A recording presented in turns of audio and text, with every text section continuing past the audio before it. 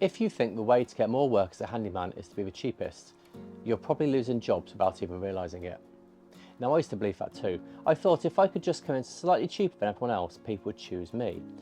And looking back, that was one of the biggest mistakes I actually made. And as you've probably gathered from the series already, I made quite a few mistakes over time. Now, over the years, I've spoken to hundreds of my customers. I've worked for all sorts of people: young families, retired couples, landlords, people who've just moved house, people who've lived in the same house for 40 odd years. And after all those conversations, I've realised something. Most people aren't looking for the cheapest handyman at all. Now keep watching, because this completely changed the way I looked at pricing, and I hope it saves you years of figuring it out the hard way like I did.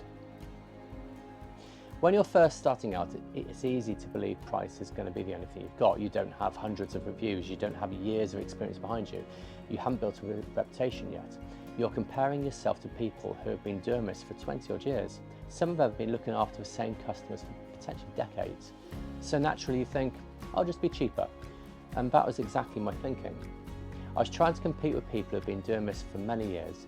The only thing I thought I had was price. But here's what I didn't understand. Customers weren't comparing me to the cheapest handyman. They were comparing me to the last tradesperson who let them down. And that's a very, very different comparison. Now, think about it from a customer's point of view. Many of them have already called several trades before they even find you. Some never answer phones, some promise to call back and then disappear. Some say they'll send over a quote and it never arrives. Others start jobs and never quite finish them. Or they communicate so badly that the customer feels like they've been a nuisance for simply asking a question.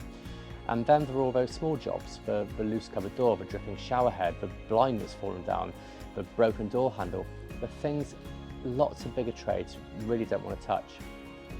By the time someone calls you, they often aren't looking for the cheapest person anymore, they're just looking for someone who will actually help them.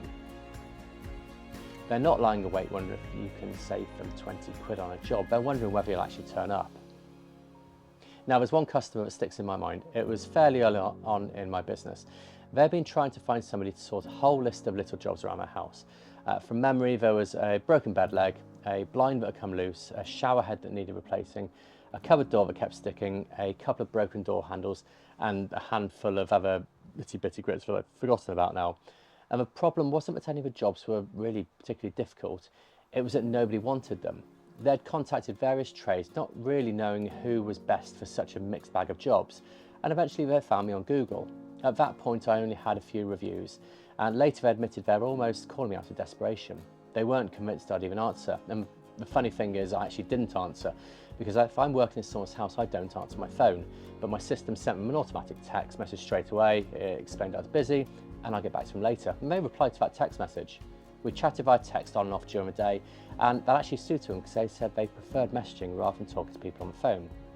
Now, a day or two later I popped around between jobs and we walked around their house together. I had a look at everything they wanted doing, I made a list, asked a few questions, and at that point I was still finding my feet with pricing. It was an older house, so I knew there could be potentially a few surprises hiding behind some of those jobs. So I put together a fixed price quote that was actually a bit higher than I felt comfortable sending, but part of me thought I'd overdone it. But I knew I needed to allow time for the unexpected. I sent the quote by text later that day. It wasn't itemised, it was just one fixed price for everything, and within a short time they accepted it. And when I carried out the work, there were a few unexpected issues, exactly the sort of thing I'd been worried about. But because I priced properly, I wasn't stressed. I could just get on with solving problems. And after everything was finished, we got chatting. And that's when they said something to me that really stuck with me. Their bit of my quote wasn't the cheapest they'd had. In fact, it was more than they'd hoped to spend. But after seeing how everything was handled, they said they actually felt it like it was a bargain and they wished they'd found me sooner. Since then, they've become one of my regular customers. Whenever something needs doing around their house, I'm the first person they call. And when I think back to why they chose me, it wasn't just one big thing, it was lots of little things. They got a reply straight away, even though I couldn't answer the phone. I turned up exactly when I said I would, and I let them know I was on my way. I sent the quote quickly, the price was clear. I wasn't rushing, I wasn't making any excuses. And they even mentioned that I'd taken my shoes off before walking into the house. And it's something that I don't even think about anymore, I just do it. Now, none of those things on their own won me the job, but together they built trust. And that's when I realised something really important. As a handyman, we're not really selling screws, brackets, labour, we're selling certainty to the customer. The confidence that it will turn up, the confidence that will respect someone's home, and the confidence that will solve the problem properly. Now, they want confidence that they won't have to spend the next 2 weeks chasing us, and that certainty has value, and people are happy to pay for it. And the really interesting part is that the reliability you start with compounds. One customer becomes another job, and then you get a review, and then they recommend you to a friend or neighbour, then their daughter moves house and gives you a call, then 6 months later they remember you when another little job comes up in their house. And it all starts with simply doing what you said you were going to do to start with. Cheap pricing might win today's job, but reliability tends to win next month's diary. And if you're just starting out, don't assume the answer is charging less than everyone else. Be the person who replies, be the person who turns up, be the person who says what they're going to do, and do it. Treat people's homes with respect, communicate well, leave them feeling looked after, because most customers will happily pay a bit more for someone they can just call and trust. The biggest lie new handymen believe is that customers buy on the cheapest quote. They don't. They buy peace of mind, and if you can give that to people, you'll build a business that's a lot steadier than one being the cheapest.